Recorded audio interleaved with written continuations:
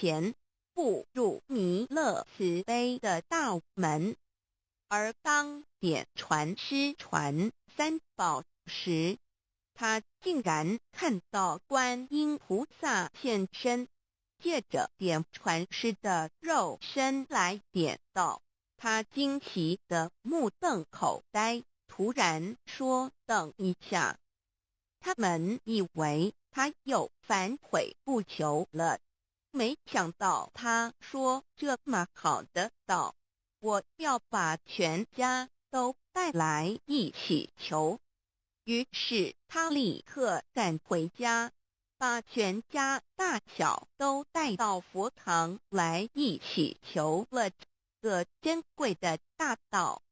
求道以后，他深刻体认到道术虽然可以看到别人看不到的，可以做